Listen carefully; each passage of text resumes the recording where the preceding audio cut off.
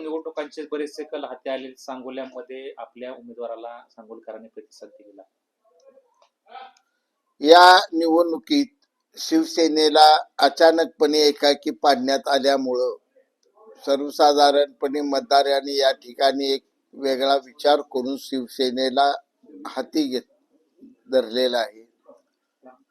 तालुका स्वर्गीयबाई गणपतरावजी देशमुख आणि 65 वर्ष आणि मी 40 वर्ष एका वैचारिक पातळीवर आम्ही मतदार आमचा सांभाळलेला आहे आणि आमच्या कुठल्याच पक्षातल्या मतदारांना ही अशा पद्धतीची अचानकपणे उबाटा शेका पक्ष हे ते असे सगळे पक्ष एकत्र येणं आवडलं नाही हे यावरून दिसून येतंय.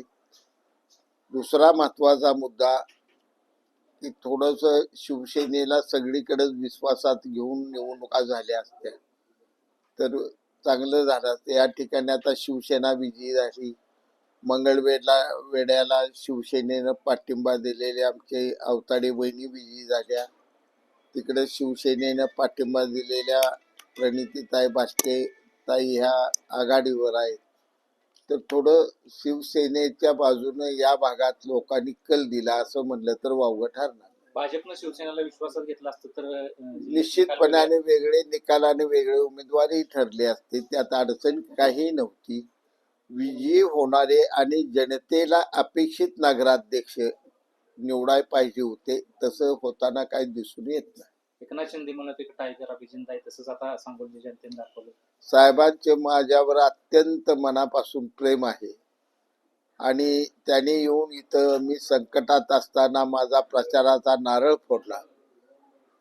त्यामुळेच आम्ही पहिल्या दिवसापासून निवडणुकीत आघाडी घेतली. साहेबांचं असलेलं सांगोला तालुक्याचं प्रेम आम्ही कधी वाया जाऊ देणार नाही. निश्चितपणानं साहेबांच्या आमच्याकडून असलेल्या सर्व अपेक्षा आम्ही पूर्ण करू.